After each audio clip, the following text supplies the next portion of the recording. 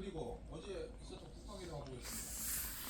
이 비상계엄 선포 이후에 대통령이 군 지휘관에게 어떤 지시를 내렸는지 그 정황이 드러나고 있는데, 어제 국방위에서 있었던 박종근 전 특수전 사령관의 증언 먼저 들어보고 이어나가죠.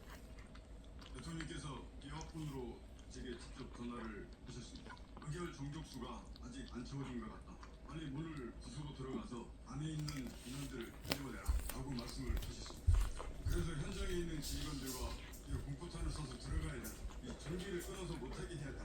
이런 부분들에 대한 논의를 했었고, 그러니까 윤 대통령이 안에 있는 의원들 구성으로 하시겠다는 지시를 했다는 주장이 맞다면 계엄을 해제하기 위해 모인 의원들을 막으라고 대통령이 명령을 했다는 건데, 이건 명백한 헌법 위반입니다. 통화할 시간은 지난 4일 0시 30분 허리 어디가? 사이로, 이때는 국회 부자진이 허라. 한창 의사당 입구를 막고 허라. 피를 뿌리면서 왜? 일로 와. 격렬했는데요. 빨리 일로 와. 사령관은 아, 놀랐어 아빠 때문에?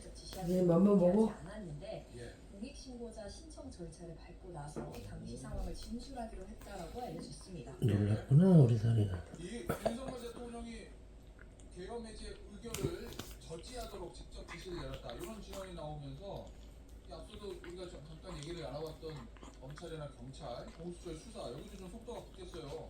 지금 수사는 세 갈래입니다. 검찰과 경찰, 공수처가 경쟁을 벌이듯이 각계 전투하고 있는 상황인데, 일단 신병학과 관련해서는 김명한 전 장관의 구속, 지금 검찰이 구속영장을 청구해서 지금 발부까지가 된 거고요.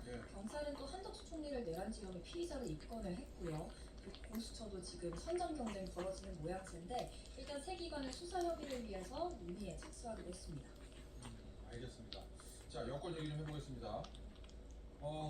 어제 국회 본회의에서 이 윤석열 대통령의 내란 혐의를 규명할 상설 특검 요구안, 이게 국회 본회의를 통과했는데, 그런데 주목할 점은 국민의힘 의원 22명이 여기에 찬성했다.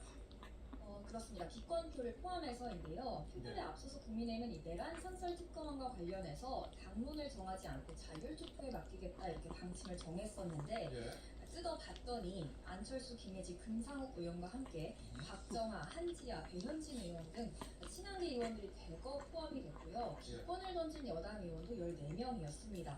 윤 대통령을 비롯한 내란 혐의 관련자들의 신속한 체포를 요구하는 결의안도 어제 투표를 붙였는데, 여당 소속인 김상욱, 박덕흠, 조경태, 김예지 의원이 찬성표를 던지기도 했습니다. 알겠습니다.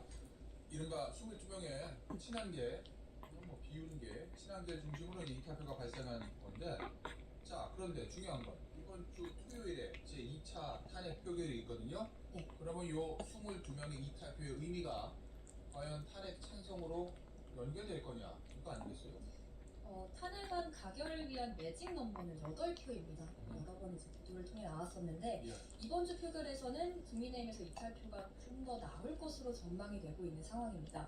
지난주에 당론을 거부하고 탄핵안 표결에 참석해서 반대표를 던졌던 김상욱 의원은 2차 표결까지 대통령의 변화가 없으면 찬성을 하겠다, 이렇게 입장을 바꿨고요.